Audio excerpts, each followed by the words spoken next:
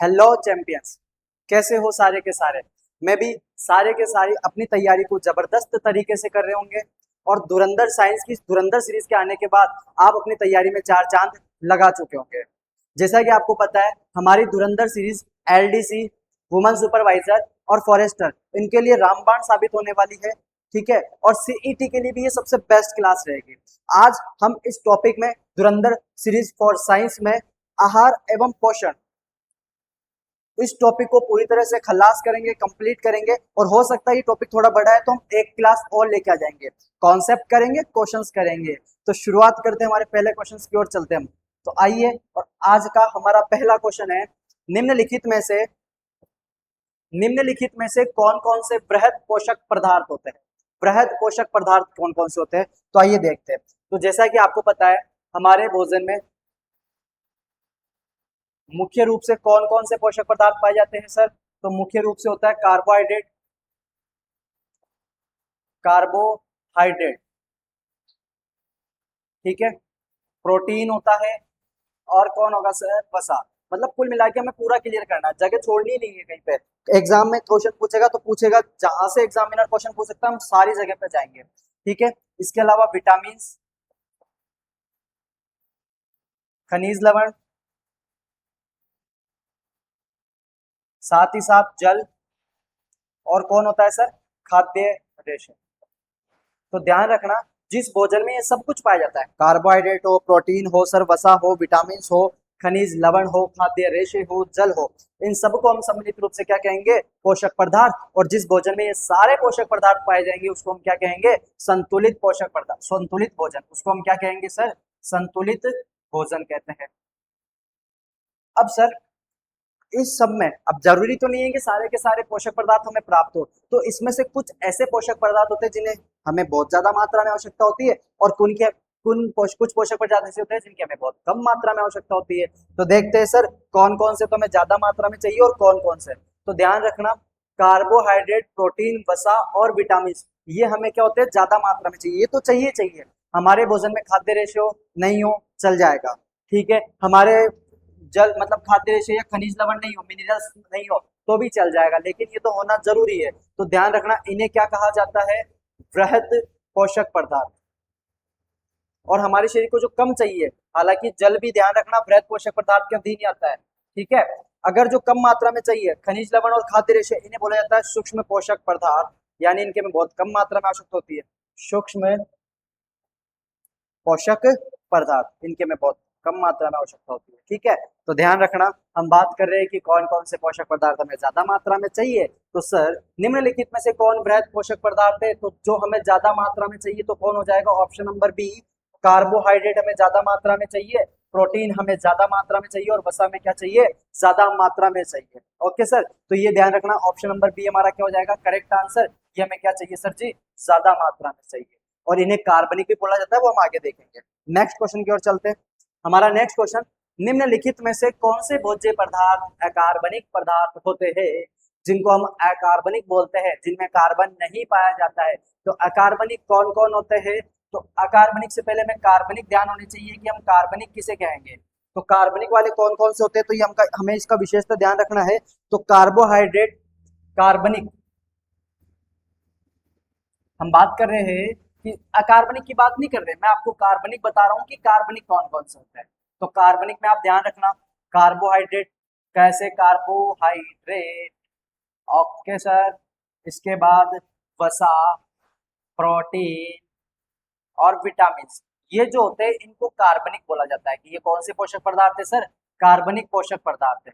तो अकार्बनिक कौन होंगे सर जी, तो जो इनके अलावा बचेंगे वो सब क्या हो जाएंगे, अकार्बनिक। तो कार्बोहाइड्रेट और वसा, ये तो कार्बनिक है सर। प्रोटीन और विटामिन, ये कार्बनिक है सर।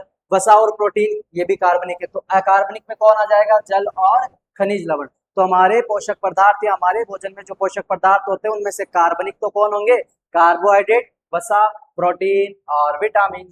और अकार्बनिक में कौन आ जाएगा सर, जल और खनिज लवण। ठीक है, तो चलते हैं नेक्स्ट क्वेश्चन की ओर। और नेक्स्ट क्वेश्चन हमारा होगा, कार्बोहाइड्रेट भोजन में पचाने के बाद किस में परिवर्तित होता है। मतलब जब कार्बोहाइड्रेट का पाचन होता है हमारे शरीर में कार्बोहाइड्रेट का भी पाचन होता है, ग्लूकोज का भी पाचन होता है और वसा का भी पाचन होता है। तो ये मुख्यतः किस रूप में चेंज होते हैं, तो ध्यान रखना। आओ देखते हैं, ऑप्शनल के साथ चलते हैं। अमीनो अम्ल, तो आपको पता है जब प्रोटीन का पाचन होता है तो वो किस में चेंज होंगे, अमीनो अम्ल में। क्वेश्चंस ध्यान रखना, मैंने आपको पहले कहा था ये धुरंधर सीरीज हमारे लिए मोस्ट इंपोर्टेंट रहने वाली है। एक ही क्वेश्चन में हम चार चार क्वेश्चंस को एक साथ क्लियर करते हुए चल रहे हैं। तो प्रोटीन, अमीनो अम्ल, ग्लूकोज में कौन चेंज होता है, तो ध्यान रखना ग्लूकोज कार्बोहाइड्रेट, ग्लूकोज जो होता है वो किस में चेंज होता है, कार्बोहाइड्रेट में। और ग्लूकोज का फॉर्मूला हमें पता ही है सर, क्या होता है, C6H12O6, ये ग्लूकोज होता है। वसीय अम्ल और ग्लिसरॉल, ग्लिसरॉल, ग्लिसरॉल, ठीक है। वसीय अम्ल और ग्लिसरॉल ये किसके पाचन के होते हैं, तो सर जब वसा का अंतिम पाचन होता है तो वो ग्लिसरॉल और वसीय अम्ल में क्या होता है, चेंज होता है। तो हमारा क्वेश्चन था कि कार्बोहाइड्रेट भोजन में पचने के बाद किसमें प्रवृत्ति होता है, तो किसमें होगा शेरो, ग्लूकोज में चेंज होगा। ओके चैंपियंस, तो ये ग्लूकोज। नेक्स्ट क्वेश्चन क्या, 1 ग्राम ग्लूकोज के पूर्ण ऑक्सीकरण से लगभग कितनी ऊर्जा प्राप्त होती है, तो ये क्वेश्चन तो मोस्ट इंपोर्टेंट है, कई बार एग्जाम में आया हुआ है, ठीक है। ये लगभग लगभग मतलब हर क्वेश्चन, हर एग्जाम में रिपीट होने वाला क्वेश्चन है कि कार्बोहाइड्रेट 1 ग्राम ग्लूकोज के पूर्ण ऑक्सीकरण से हमें लगभग कितनी ऊर्जा मिलती है। तो ध्यान रखना, ग्लूकोज C6H12O6 ये ग्लूकोज है। जब इसका दहन कराओगे यानी इसकी क्रिया किससे कराओगे, ऑक्सीजन से, तो क्या मिलेगा, CO2 मिलेगी, जिसको हम क्या बोलते हैं, कार्बन डाइऑक्साइड गैस। साथ में कौन मिलेगा, जल। साथ में कौन मिलेगी, ऊर्जा। और ये ऊर्जा कितनी मिलेगी, तो अगर आप 1 ग्राम ग्लूकोज लोगे तो आपको ऊर्जा की मात्रा मिलेगी 4.1 किलो कैलोरी। ये 4 भी हो सकती है, ठीक है, 4 भी आ सकता है और ऑप्शन में 4.1 किलो कैलोरी भी आ सकता है। तो ऑप्शन नंबर बी हमारा क्या हो जाएगा सर, करेक्ट आंसर, ठीक है चलो। तो 4.1 किलो कैलोरी में क्या मिलती है, ऊर्जा। और मोस्ट इंपोर्टेंट क्वेश्चन एग्जामिनर पूछता है इससे लगभग लगभग, ठीक है। नेक्स्ट क्वेश्चन की ओर चलते हैं। और आज की इस टॉपिक के अंदर हमने हमारा आहार और पोषण तो चल ही रहा है, आहार एवं पोषण, इसकी तो हम बात करेंगे। लेकिन सर इस आहार और पोषण में भी अभी हम कौन से पोषण की बात करेंगे, कार्बोहाइड्रेट, इसकी बात करेंगे, केवल कार्बोहाइड्रेट और एक प्रोटीन। फिर उसके बाद हम वसा वसीयम, तो 1 2 3 क्लासों में लगभग लगभग कंप्लीट कर देंगे, ज्यादा बर्डन नहीं करेंगे। शॉर्ट क्लास होगी, पढ़ने में मजा आएगा, इंटरेस्ट पैदा होगा। और 15 मिनट 20 मिनट की क्लास होगी तो आप भी तुरंत इसको देख सकते हो, ठीक है। इसमें 15 मिनट 20 मिनट के अंदर हम 15 क्वेश्चन कंप्लीट करने की पूरी कोशिश रहेगी और घबराना नहीं है आपको, ठीक है। अब विद्या क्लासेज आपके सपनों को उड़ान देने के लिए आपके साथ है, तो यूट्यूब पर इस चीज का आप बिल्कुल निःशुल्क फायदा उठाइए, ठीक है। और बाकी मैं आपको साइंस की धुरंधर सीरीज में, इसका नाम धुरंधर रखने का एक ही कारण है कि आपको धुरंधर बना दिया जाए, ठीक है। धुरंधर मूवी तो सबने देखी होगी, तो ध्यान रखना। सबसे मीठी शर्करा कौन सी होती है, आओ सर, सबसे मीठी शर्करा, इसमें हम बात कर लेते हैं सबसे मीठी शर्करा कौन सी। आओ, ये जो ग्लूकोज होता है इसे अंगूर की शर्करा भी कहा जाता है, ये ध्यान रखना, अंगूर की शर्करा, या इसे रक्त की शर्करा भी कहा जाता है। ग्लूकोज को इसे रक्त की क्या कहा जाता है सर, शर्करा कहा जाता है। और ये जो फ्रक्टोज होता है इसे मानव वीर्य की शर्करा कहा जाता है, इसे मानव वीर्य, वीर्य की शर्करा, वीर्य जानते हो ना, शुक्राणु वाला, शुक्राणु का जब तरल रूप होता है शर्करा, मानव वीर्य की जो शर्करा होती है फ्रक्टोज को भी कहा जाता है। हालांकि ये होते हैं एक्सोज शर्करा ही है। ग्लूकोज का भी फॉर्मूला क्या होता है, C6H12O6, और फ्रक्टोज का फॉर्मूला भी क्या होता है, C6H12O6। क्लियर ये चीज, ओके सर। लेकिन हमसे क्वेश्चन पूछा गया सबसे मीठी शर्करा कौन होती है, सुक्रोज को भी देख लेते हैं। तो ध्यान रखना, गन्ने में जो शर्करा होती है ना, गन्ने की शर्करा, या इसे टेबल शर्करा भी कहा जाता है, इसे क्या कहा जाता है, टेबल शर्करा, या इसे प्राकृतिक शर्करा भी कहा जाता है। इसे क्या कहा जाता है शेरो, प्राकृतिक शर्करा भी कहा जाता है। लेकिन सर तो ये क्वेश्चन, और माल्टोज भी कार्बोहाइड्रेट का एक सरल रूप होता है, आपको पता ही है। तो हमारा क्वेश्चन है सबसे मीठी शर्करा कौन सी होती है, तो सबसे मीठी शर्करा कौन सी होती है, फ्रक्टोज। और ऑप्शन नंबर सी क्या हो जाएगा हमारा, करेक्ट आंसर हो जाएगा। ऑप्शन नंबर सी क्या होगा, करेक्ट आंसर, ठीक है। चलते हैं नेक्स्ट क्वेश्चन की ओर। और नेक्स्ट क्वेश्चन है हमारा, कार्बोहाइड्रेट की अधिकता से और कमी से शरीर में कौन कौन सा रोग हो जाता है। भाई कार्बोहाइड्रेट टॉपिक पढ़ रहे तो उसको पूरा कंप्लीट करना है, सीधी सी बात है। तो ध्यान रखना, कार्बोहाइड्रेट की, जब हम ज्यादा कार्बोहाइड्रेट का सेवन कर लेते हैं तो कौन सा रोग होगा, जब उसका हम कम सेवन करते हैं तो कौन सा रोग होता है। तो कार्बोहाइड्रेट का मतलब होता है शर्करा, शर्करा यानी मीठापन। और जब ज्यादा मीठा खाते हैं तो हम क्या हो जाते हैं, मोटे हो जाते हैं। हम क्या हो जाते हैं, मोटे। ज्यादा मीठा खाया हम मोटे हो गए। तो ध्यान रखना, कार्बोहाइड्रेट की अधिकता से कार्बोहाइड्रेट की अधिकता से कौन सा रोग होता है? तो कार्बोहाइड्रेट की अधिकता से शरीर कैसे हो जाता है सर? अधिकता से क्या हो जाता है? मोटापा आ जाता है। और जब इसकी कमी रहती है तो हमें कमजोर हो जाती है, थकान आती है। जब हम कार्बोहाइड्रेट नहीं खाएंगे, हमें ऊर्जा नहीं मिलेगी, तो हमारे शरीर में कमजोरी और क्या हो जाएगी? कीटोसिस हो जाएगी। ये गंभीर बीमारी है। तो ध्यान रखना, इसकी अधिकता से तो मोटापा और कमी से क्या हो जाएगी? कमजोरी हो जाएगी। ठीक है शेरो? ओके, आगे देखते हैं। और भी ये रोग है, इनको भी देख लेते हैं। जैसे स्कर्वी रोग है, विटामिन सी के कमी के कारण। कौन से विटामिन के कारण? विटामिन सी की कमी के कारण। और इससे होता क्या है? मसूड़ों में खून आना, वो इससे शामिल है, मसूड़ों में खून आना। ओके शेरो, इसके अलावा और देखते हैं सर, और देखते हैं। Rickets, rickets most important. Rickets vitamin D की कमी से होने वाला रोग। विटामिन डी की कमी से होता क्या है? हड्डियां कैसी हो जाएगी सर? भंगुर, हड्डियां कमजोर। तो विटामिन डी की कमी से होने वाला रोग कौन सा है? रिकेट्स है। और देखिए सर, और देखते हैं। एनीमिया, रक्त की कमी। एनीमिया क्या होता है सर? रक्त की कमी। इसके अलावा गंडमाला रोग, ध्यान रखना, गले में कौन सी ग्रंथि पाई जाती है? थायरॉक्सिन ग्रंथि या थायराइड ग्रंथि। और थायराइड ग्रंथि के कारण ये होता है, थायराइड ग्रंथि के कारण, थायराइड ग्रंथि के कारण। और थायराइड ग्रंथि में क्या हो जाती है? कमी हो जाती है। सॉरी, जो इंसुलिन वो हार्मोन स्त्रावित करती है, थायरोक्सिन हार्मोन, वो नहीं स्त्रावित कर पाएगी और गला क्या हो जाएगा? मोटा हो जाएगा सूज के। गले में सूजन, गले में क्या आ जाएगी सर? सूजन। तो गले में सूजन जो रोग होता है उसे क्या कहा जाता है? गंडमाला रोग कहा जाता है। इसके अलावा हमारा रतौंधी, रतौंधी विटामिन ए की कमी के कारण, विटामिन ए की कमी के कारण। ओके शेरो? और इससे होता क्या है? रात का उल्लू, यानी रात में हम क्या हो जाते हैं? अंधे हो जाते हैं। रात में कम दिखाई देना, रात में कम दिखाई देना, ये कौन सी रोग की कमी के कारण, कौन सी विटामिन के कारण होता है? Vitamin A. और विटामिन ए की कमी से कौन सा रोग होता है? रतौंधी रोग। फिर बचा लास्ट रोग हमारे पास, बेरी बेरी। और बेरी बेरी रोग जो होता है वो होता है विटामिन बी वन की कमी के कारण। विटामिन बी वन की कमी के कारण थायामीन, ध्यान रखना, विटामिन बी का नाम रासायनिक थायामीन। तो हमने 7-8 रोग देख लिए एक ही टॉपिक में, एक ही क्वेश्चन में। और तो क्या चाहते हो आप? इससे ज्यादा तो क्या दे सकते हैं आपको? स्कर्वी, रिकेट्स, एनीमिया, गंडमाला, बेरी बेरी, रतौंधी, 6 और 8 रोग हमने एक साथ कर लिए एक ही क्वेश्चन के अंदर। इससे बेटर तो क्या देंगे आपको? ठीक है, और आसान है और इंपॉर्टेंट रोग है सारे के सारे। चलते हैं नेक्स्ट क्वेश्चन की ओर।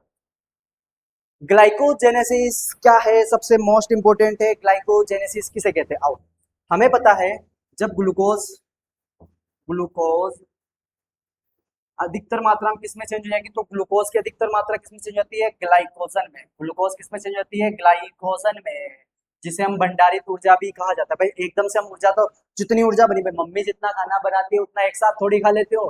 कुछ मम्मी बचा के रखती है कि तो बाद में भूख लगेगी तब खा लेगा मेरा टाबर। तो ध्यान रखना, हमारा शरीर भी यही काम करता है।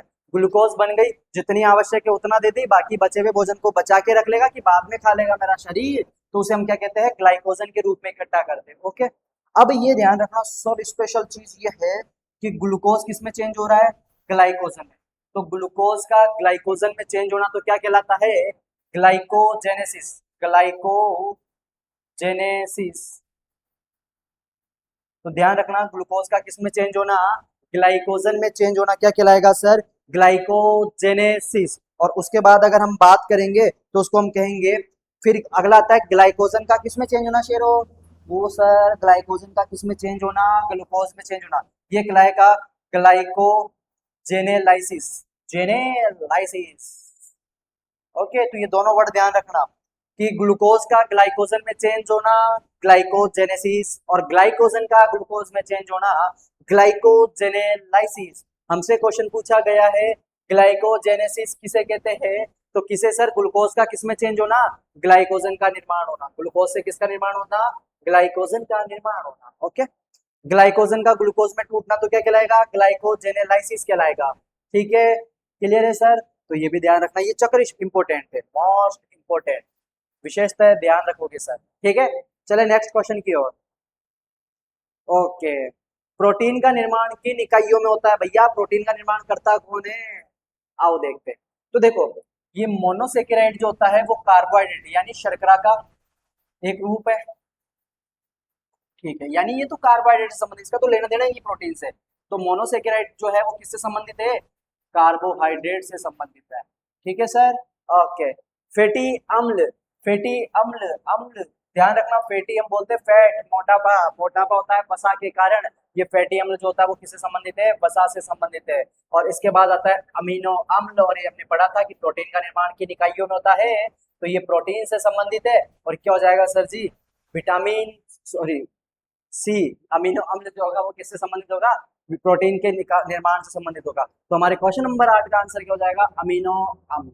ओके सर, नेक्स्ट क्वेश्चन की ओर चलते हैं। नेक्स्ट क्वेश्चन हमारा, प्रोटीन में मुख्यतः कौन सा तत्व पाया जाता है जो कार्बोहाइड्रेट और वसा में नहीं पाया जाता है? तो ध्यान रखना, कार्बोहाइड्रेट जो होता है उसमें कौन पाया जाता है? कार्बोहाइड्रेट का फॉर्मूला होता है क्या? C6H12O6। सर इसमें कार्बन भी पाया जा रहा है, इसमें हाइड्रोजन भी होता है, और इसमें कौन होता है? ऑक्सीजन। अगर आप समझदार है तो आप तो यही समझ गए होंगे कि कार्बोहाइड्रेट में तो कार्बन, हाइड्रोजन और ऑक्सीजन पाया जाता है, और यहाँ पे हमें ऑक्सीजन, कार्बन और हाइड्रोजन तीनों दिख रहे हैं। कौन, ये इनमें तो पाया जाता है, लेकिन कौन नहीं पाया जा रहा है? नाइट्रोजन। इसका मतलब जो प्रोटीन है उसमें कौन पाया जाता है? नाइट्रोजन पाया जाता है। कभी कभी क्वेश्चन को हल करने के लिए थोड़ा सा माइंड को एक्स्ट्रा चलाना पड़ता है, जरूरी नहीं कि हर बार चीजें हमको याद ही हो, कई बार हम उनका तोड़ मरोड़ करके भी क्या निकाल सकते हैं? आंसर निकाल सकते हैं। बस शर्त यही है कि हमारा कॉन्सेप्ट वाला चीजें क्लियर होना चाहिए, और परीक्षा के उस एग्जाम में, परीक्षा के उस हॉल में हमारे माइंड पे बिल्कुल भी प्रेशर नहीं होना चाहिए, क्योंकि हमें पता है हम अगर पोस्ट नहीं लेंगे तो लेगा कौन फिर? हम ही तो है उसके हकदार। ठीक है, तो ध्यान रखना। तो प्रोटीन में मुख्यतः कौन सा तत्व पाया जाता है? तो प्रोटीन में मुख्यतः कौन सा तत्व पाया जाएगा सर जी? नाइट्रोजन तत्व पाया जाता है। चलते हैं नेक्स्ट क्वेश्चन की ओर। कार्बोहाइड्रेट एवं प्रोटीन के संबंधित क्वेश्चन थोड़ा सा मिक्सअप है, समझने की कोशिश करना। ओके, आओ आओ आओ देखते हैं। कार्बोहाइड्रेट एवं प्रोटीन के संबंध में निम्नलिखित कथनों पर विचार कीजिए। ये क्वेश्चन है हमारा, इन कथनों पर विचार करना है। ठीक है, कार्बोहाइड्रेट, ये कथन नंबर पहला, कार्बोहाइड्रेट शरीर को मुख्य रूप से ऊर्जा प्रदान करते हैं। ओके सर, ये हमारा कथन नंबर दूसरा, ये कार्बोहाइड्रेट शरीर को मुख्य रूप से ऊर्जा प्रदान करते हैं। कार्बोहाइड्रेट शरीर को मुख्य रूप से ऊर्जा प्रदान करते हैं, कथन नंबर एक है। और इसके बाद हमारा आता है प्रोटीन शरीर को, अरे भाई क्या हो गया आपको, नाराज हो गया?